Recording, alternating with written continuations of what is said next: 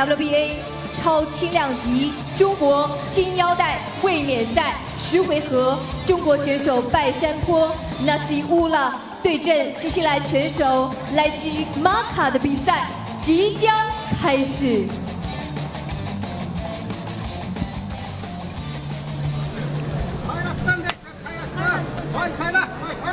加油，三波！好，各位，您现在收看到的也是今天 WBA 世界拳王争霸赛进行的最后一场比赛，是 WBA 超轻量级中国金腰带的卫冕赛，由横脚中国选手的拜山坡对阵来自蓝脚选手新西兰的莱基马卡。这是一场10回合的交锋啊。双方的比赛成绩差不多啊，这拜山坡是10胜0负1平，对手是9战全胜。这是一场比较受人关注的新秀战啊。然后我们刚才也听主任介绍了一下，实际上是拜山坡是来自我们中国新疆的一个哈萨克族小伙子啊。两个人绰号是这个季啊，小克洛夫金。重拳凶狠，打法比较灵活的一个年轻的一个选手。对，也是最近上身势头很猛的一个选手。没错。两人都是右手拳，他和对手都是保持全胜啊，5负。所以说这场比赛是硬对硬的，就是说看谁能在这个新秀里边脱颖而出。两个人的身高臂展也还差不多。一个是拜山坡是1.80米，对方是1.78米、1.79米的样子。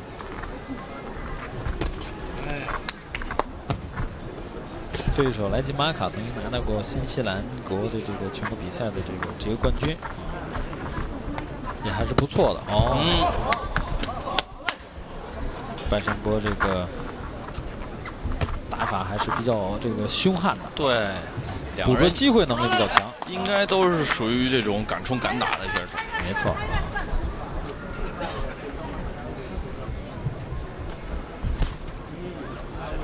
两个人还真差不多啊，无论从战绩上、打法来讲，还真都是差不多。是。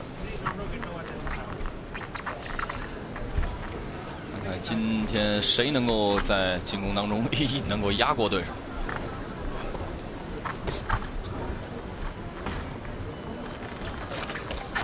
对手此前也是打过10回合的比赛，也是不弱的。而且我觉得这个从这个双方过往的这个比赛场次和比赛这个质量来看的话，这个新西兰选手莱基马卡他还曾经打过154磅的比赛，证明他在这个身体上，包括身体优势上和这个对抗能力上，应该是比拜山坡可能要更好。是。要不然去打更大级别比赛的话，肯定是要吃亏的。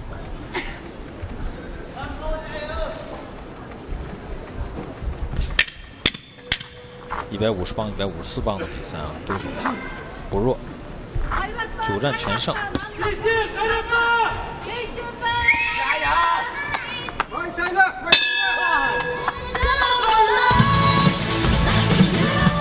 我们听到场下拜山坡的这个家人也在给他加油。天山脚下的这个伊里，应该是在伊里亚的同仁，也是来到了比赛现场，在现场大声的喊着他孩子的名字拜山坡。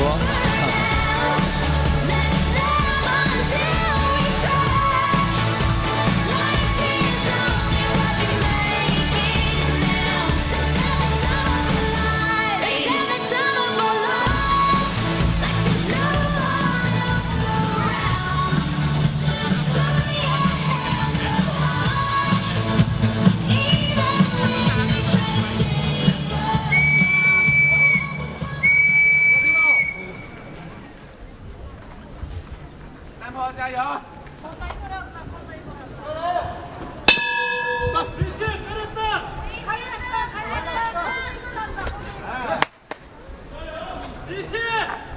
经过第1局的试探之后，两个人现在应该是要加强进攻了，渐入佳境啊。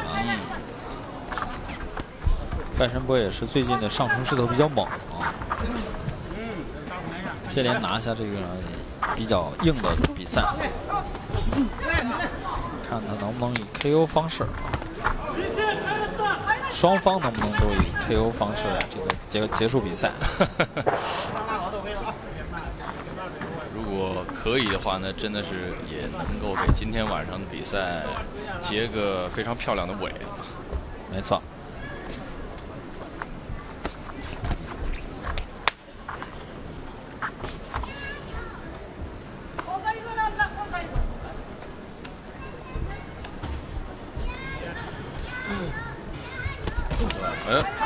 然后这边主动发起了进攻。你看这种进攻频密的话，完全不容得对方喘息。就你想组织起这种防御和防守的话，你没有那个距离，你撤不出去。对，拳头如这个暴风雨点的冰雹一般下来了，你只能扛着。好的，赖正博看起来也是这个憋着一口气儿啊。看看能不能速战速决。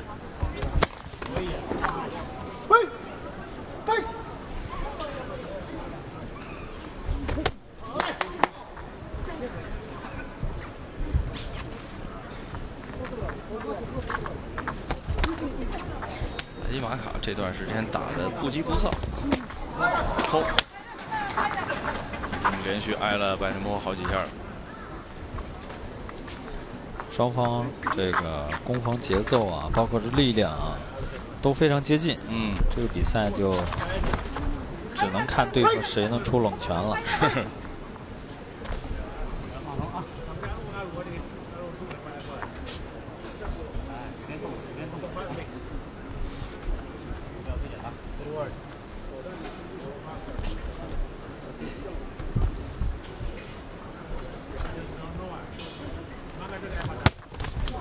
好的。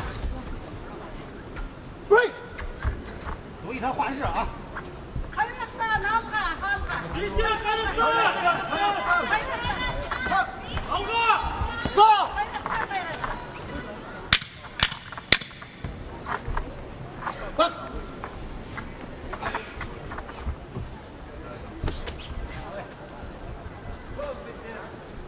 节奏真的是都差不多，都差不多。就很难也打出让对手感觉非常难受、很有效的一个攻击。确实，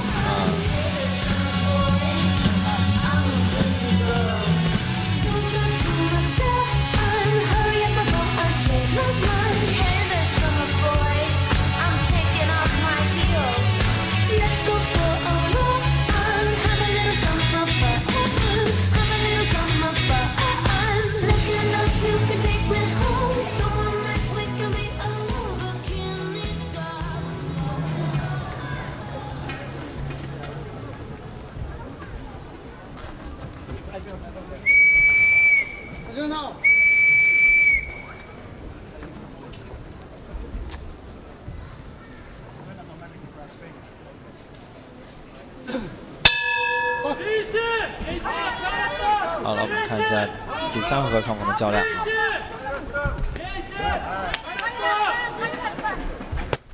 好的，这才是这种硬碰硬的对攻。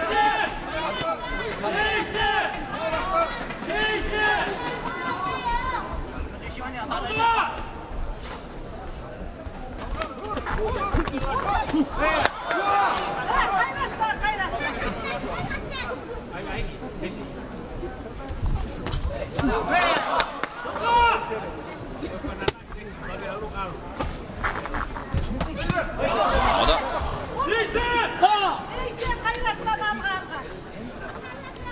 然后裁判这胡涛也是提示一下，拜山不要这个夹对手，胳膊夹对手脖子。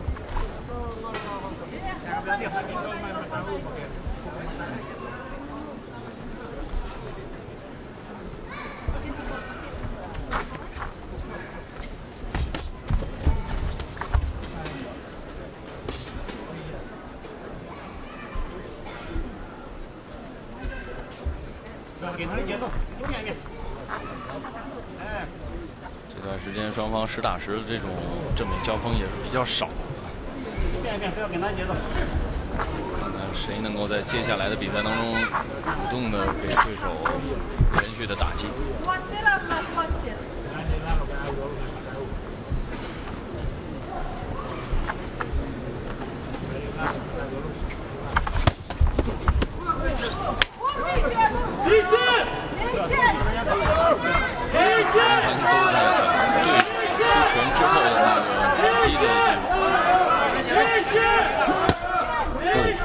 这个拳头还是力道十足，打出的这个声音都是不一样的，脆。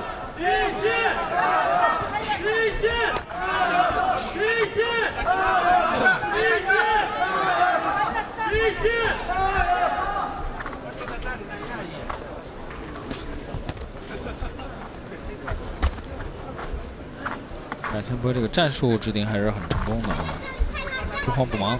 对。站定了这种反击，冉晨波很机警这个反击。加油，咱们！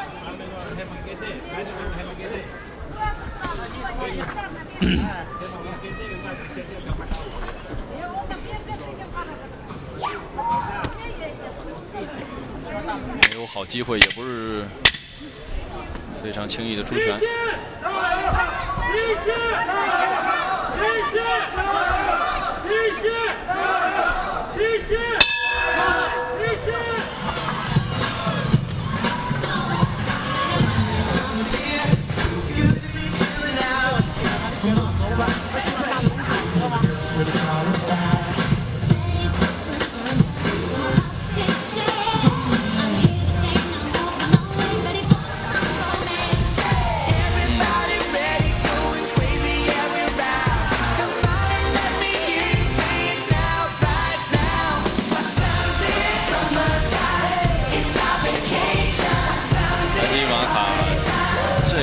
当中主动出击的几下还是比较有效。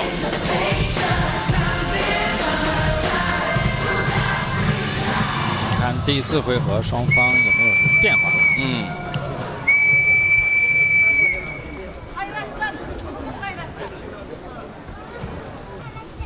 这已经是今天晚上大家看到的第6场比赛了。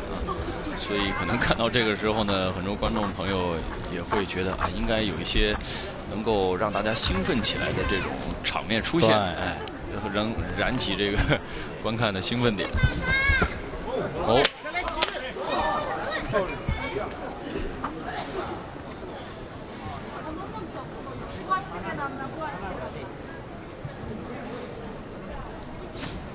刚才是不是有些打低了？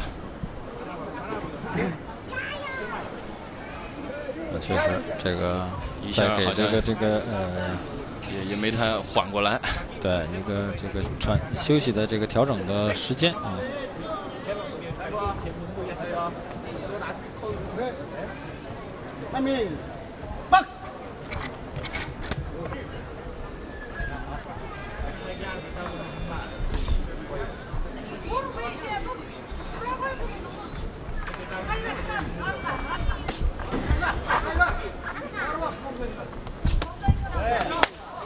好的。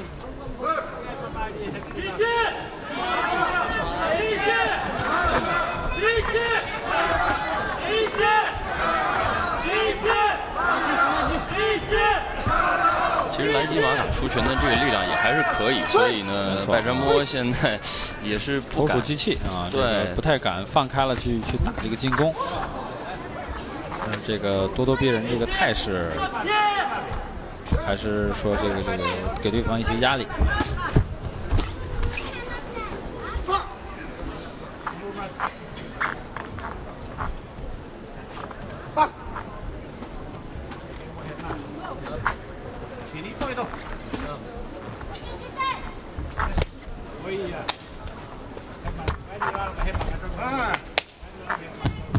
莱基马卡现在感觉还是在找这个重击的机会。这个次是 low 的哈，连打带 low， 拽的了一下。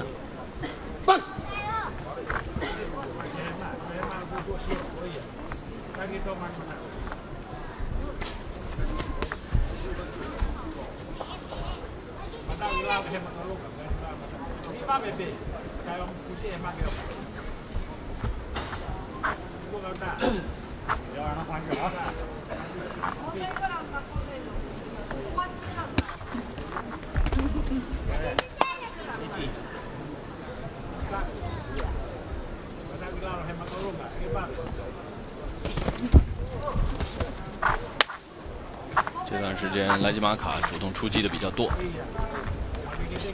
我有一点被动，连续被对手的这种前手拳点。对，莱吉马卡这个前手拳还是很不错的啊，很是犀利。这个台上那个胶布掉了一下啊，这个是场台进行一些处理，对比赛进行干扰。确实，全台台布上正常来讲应该是印刷的啊，而不是贴那种荧光贴和广告贴。是这个很容易对拳手这个移动造成影响。对。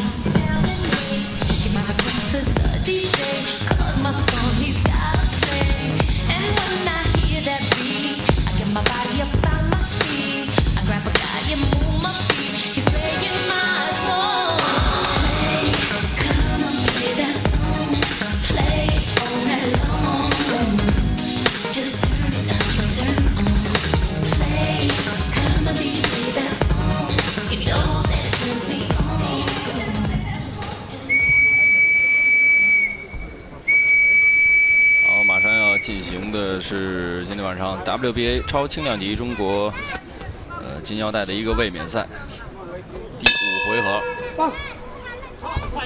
也是赛程啊，是10个回合啊，进行到一半了。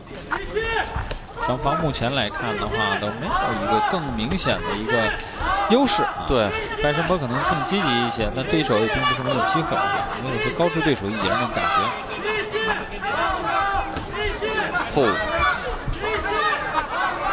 那一下基辅打的还是很突然。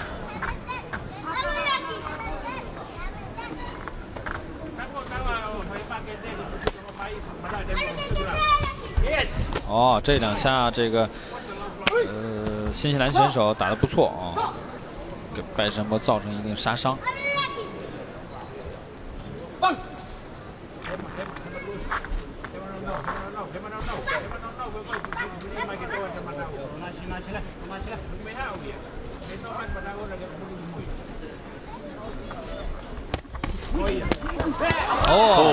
好的，一连串暴风骤雨般的攻击，还是取得了一些效果。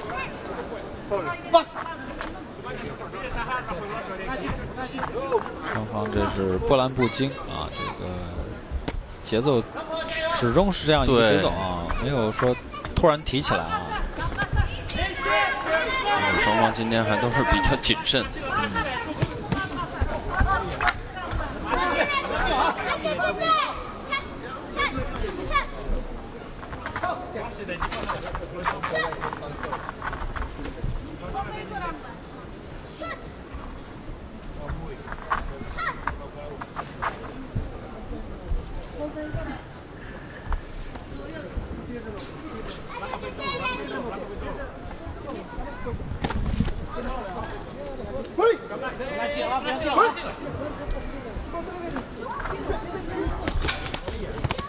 漂亮，双方这段对攻应该多来一点这样的攻击。好的。什么这场比赛的表现，相较于这个前几场比赛，我觉得还是有所提升这个状态。但这个也还不是他最好状态下的一个水平。对手很灵活，不太容易捕捉。如果这样打下去的话，我觉得双方可能要打满了10个回合。确实，从现在这个场面上看，谁都没有绝对的一个优势和胜算。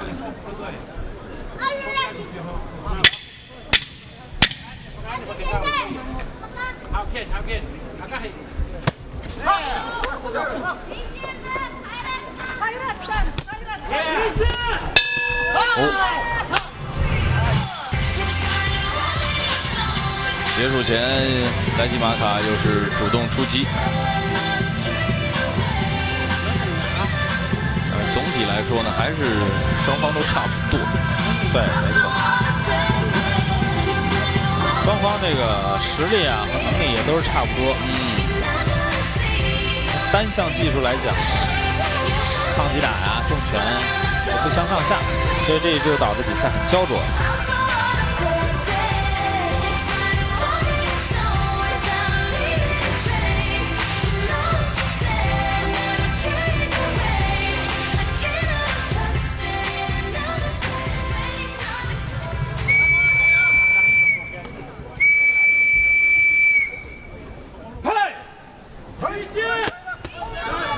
比赛是进入到了第6回合，看看这一局双方的节奏上会不会产生什么变化。百人波开场之后也是主动的，还是摆出一个积极的要攻的状态。百人波开始这个围捕对手，对，如果要发力的话，现在差不多也可以是时候了。没错，赛程过半。好，连续的击打，可惜最后那一下没有搂上啊，偏离目标了。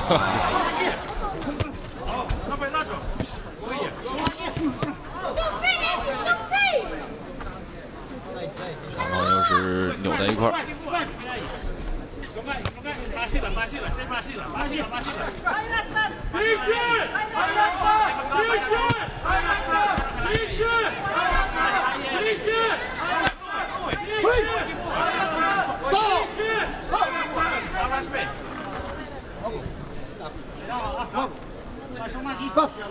第6回合开局这一段呢，白山波是主动发起了攻击，还是没有让莱基马卡得到什么甜头。双方到目前来看的话，表现的都是4平8稳啊，也没有什么这个漏洞给对方捕捉到。好的，继续连续的点对手。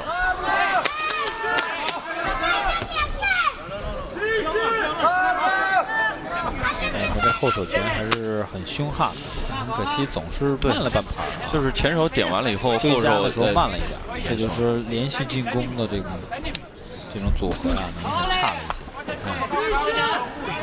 其实就差那么可能是说几分之1秒的一个速度，因为你拳头刚过去，他这个头刚撤回去，如果再快那么一点，正好打中。对。这个就是能力，这就是一个选手速度是他的能力。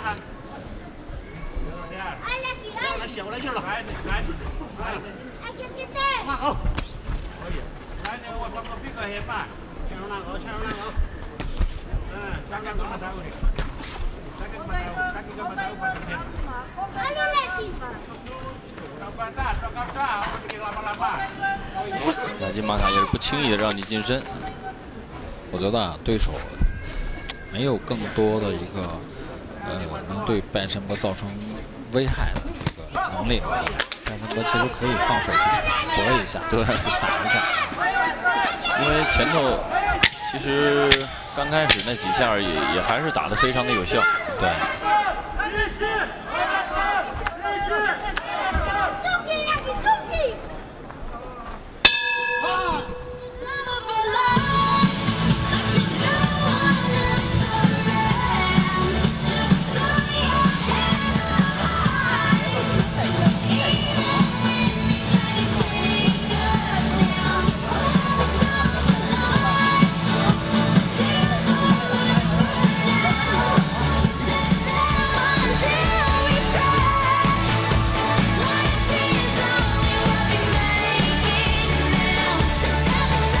这个出拳角度还是很刁钻的，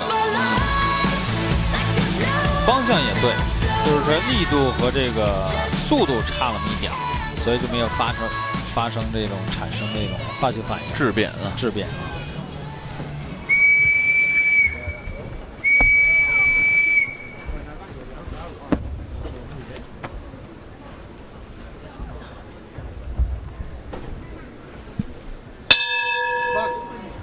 进入到第7回合。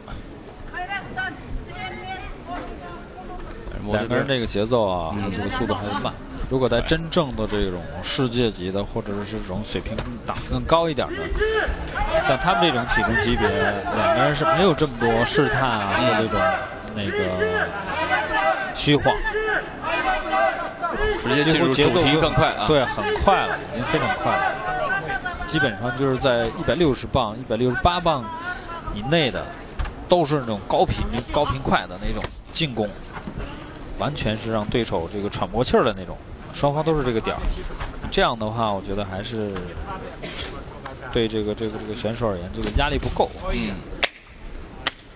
因为你这不是重量级的一个比赛，双方其实就在耗，就等给我一拳的机会。可能耗12回合两个人，但最后那个重拳谁打中了谁可能赢。但是轻小级别的比赛，它不具备这种突然性。是。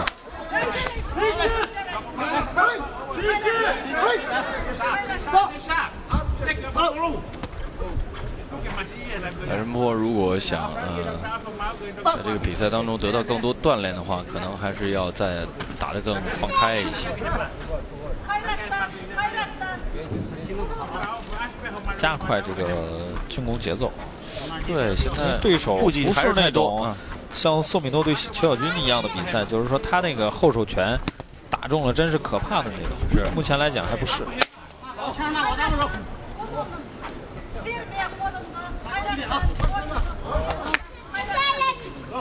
当然了，如果能保持这样一个节奏和步调拿下比赛，也是一种胜利。只是欠缺一点完美。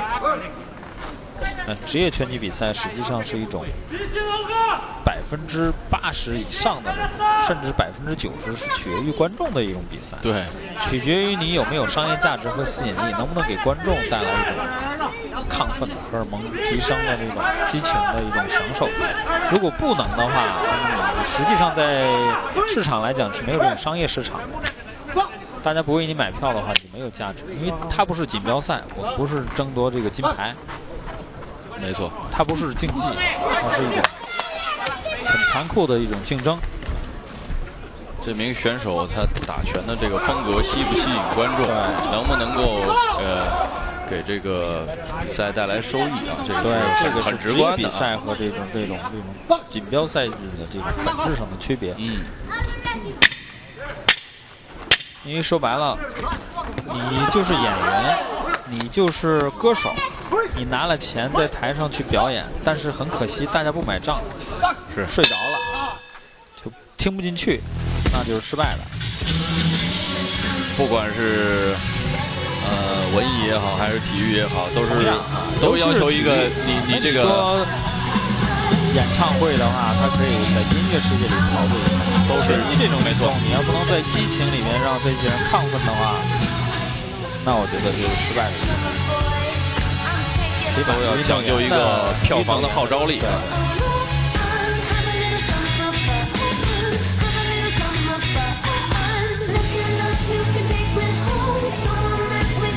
当然，白仁波这名选手呢，今年22岁，也还是非常年轻啊。没错，还是有石灿一样有成长这个空间，对，提升这个潜力的。而他在出拳这种精准性上还是差了一点。当然，我们对他要求有点高，是，他确实是比对手要好一些，但是我们觉得这个你可能要表现得更好一点。还打你自己节奏啊！而白仁波其实现在他这个比赛的气质还是非常不错，对，而且他这个拳台上这种气势啊，也是一种咄咄逼人的这种态势。但是白仁波实际上，我觉得他还是缺少那种杀伤性的重拳，力量有所欠缺。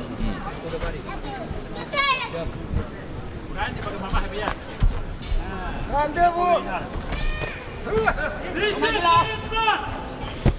这个对手也还是不错，9战全胜，迄今为止没输过。来自于这个新西兰，事实上这个选手啊，来自马卡，好像应该是飞机啊，这个太平洋岛国。从他这着装啊，包括一些装束啊，他这个少数民族的，哈哈，脑后的小辫子应该看得出来有点南太平洋那边的，确实。因为他还又不是那种新西兰萨摩亚族的那种装束，知道新西兰萨摩亚的这种也是天生的是盛产斗士的一个民族。拳台上的大卫图阿，包括现在的刚刚拿到这个重量级拳王的这个澳洲人，都是新西兰的，新西兰的萨摩亚族。这名选手好像是从资料来看，应该是来自于斐济。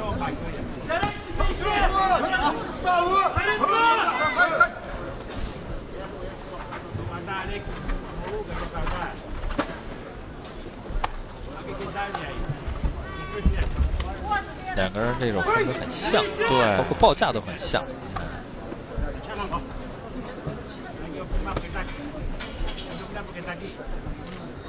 而且马卡这个肱二头肌还是很大，看起来这个也是做力量做的比较多。实际上拳击手来讲，这种肱二头肌没必要那么夸张，是不是很？所以那由此可见，他可能是做其他的一些训练啊、工作啊什么样的。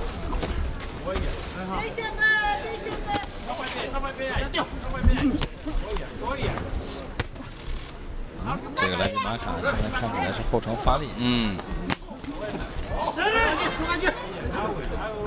班什根波这个拳头都对，就是差那么一点，就是打不倒人，就是差了一点力量，对手不怕嘛，所以他能直冲过来。是。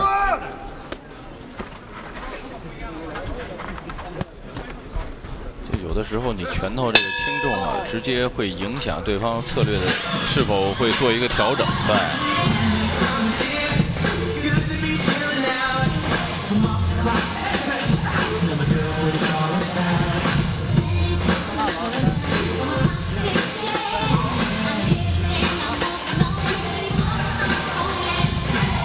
双方刚才也是换拳啊。从慢动作来看呢，拜山坡确实可能击中的对手次数会更多一些，但是从效果上看呢，其实也没有达到一个能够让对手方寸大乱的一个感觉。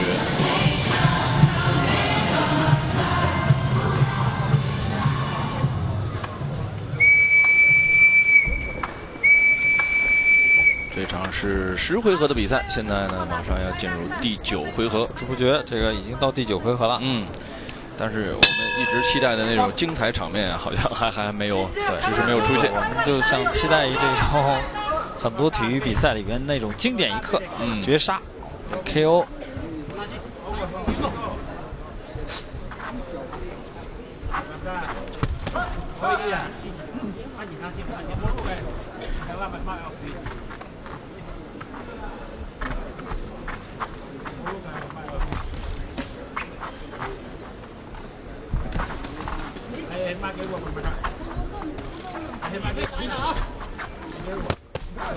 对，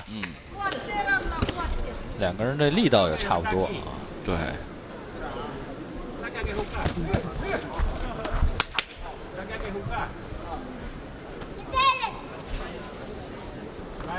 有动作，不要等等。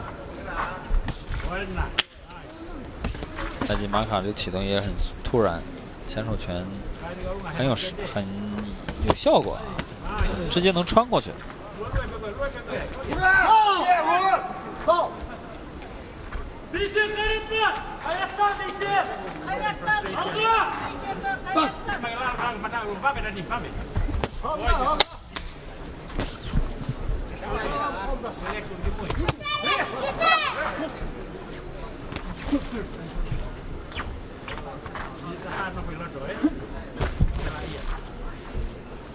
比赛打到这个时候呢，拜山坡虽然还是处于一个相对更加主动的位置，但是还是得注意一下啊。对方在功亏一篑啊，对方总感觉对方莱金马卡在找你露出大破绽的一个机会。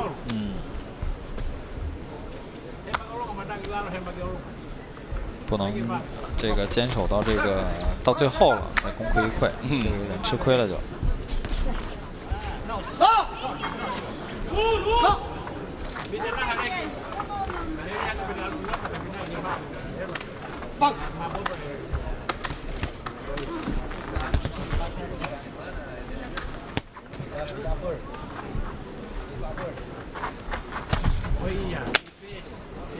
两个人都缺少重拳。从这个过往比赛来看，双方 KO 率都不高。莱金马卡是9战全胜，只有3次击倒对手。拜山波是打了11场啊，10胜0负1平，其中是5次击倒对手。所以说两个人其实并不是那种重拳型选手。对。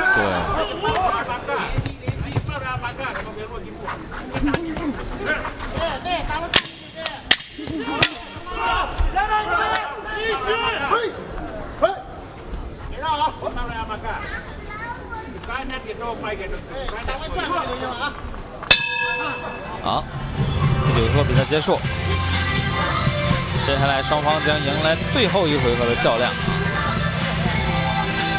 如果没有什么意外的话，我们在这里就大胆的预测一下，我觉得这个在最后1回合没有人翻盘，范山波应该没有什么悬念，会拿下这场比赛。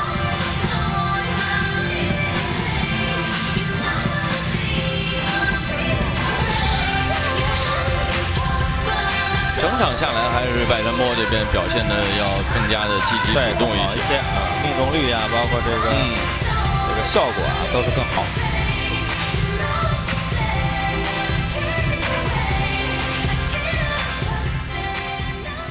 但是在国际上，这个140磅啊，在他这样一个级别，实际上选手的那个力量，包括对抗啊、进攻能力是挺吓人的。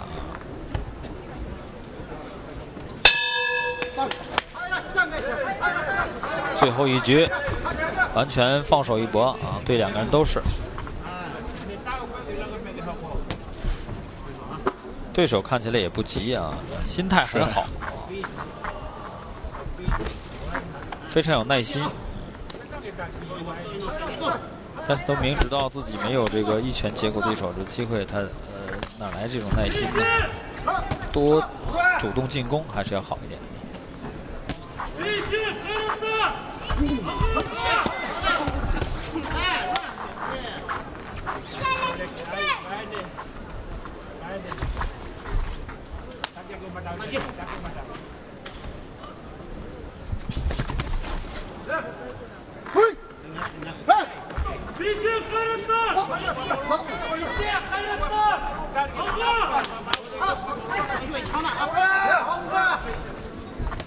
最后1回合，两名选手应该都趁这段时间再给裁判留下一些这个深刻的印象啊，或者是说掀起整场两个人比赛的一个高潮。看起来两个人不太想互相伤害。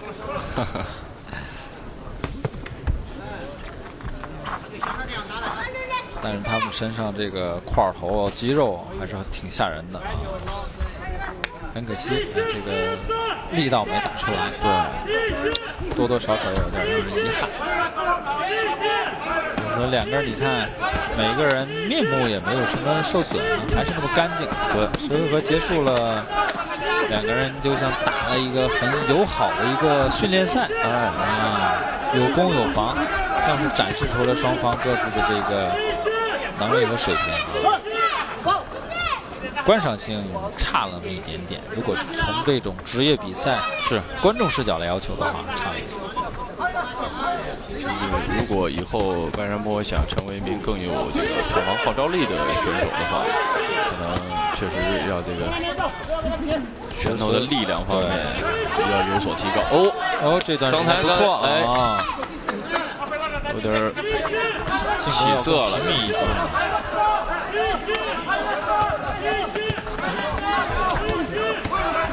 好的，连续的击中对方面部，对手也还以颜色啊！来，最后时间段，最后时刻，对手也开始爆发了，都不服。那么由此可见，双方之前还积攒了太多的一个，还是憋着一股劲儿的啊！还是没尽全力啊！双方这个其实都是不服。我觉得这个比赛应该再打2回合。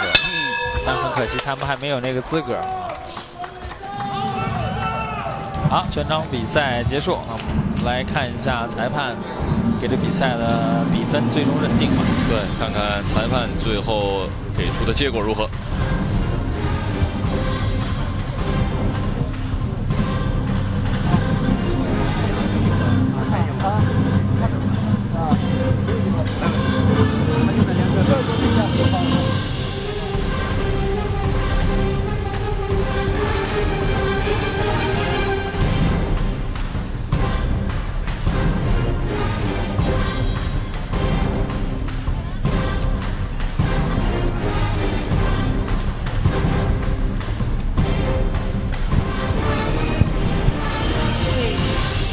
好，我们看到的这场10回合 WBA 超轻量级中国金腰带卫冕赛，中国选手拜山坡 Nasiullah 对阵新西兰选手莱吉马卡，双方已经全部打满了10个回合。那么，两位选手应该说在刚才的比赛当中都很卖力，但是因为是我们的最后一场比赛，也是我们今天继裘小军争夺世界金腰带之后的一场含金量很高的比赛，所以说我们现场的观众也不是非常多了，但是依然坚持留在这里的观众，我觉得是真正的热爱拳击、懂得拳击的朋友。我们来看一下两位选手最后的得分。正像女主持人苏杭所讲，我们应该说到现在坚持到现在的都是铁杆拳迷，也代表我们冠名赞助商统一润滑油向所有的现场朋友们表示感谢。好，女士们、先生们，我们现在看到来到台上的就是说拜山坡的母亲，还有他的父亲啊，还有他的亲属和家人。中国金腰带卫冕赛，刚才在台下呢也是一直卖力的在为拜山坡加油助威。拜山坡同新西兰选手莱吉马卡比赛，莱吉马卡也对拜山坡表示友好。宣布比赛结果，一个热情的一个拥抱，是还是有英雄惜英雄的感觉。拜山坡蓝角新西兰选手莱吉马卡1号起名裁判99比92，洪胖胜。Red corner versus blue corner 99 and 92。2号起名裁判98比92。Judge number 2。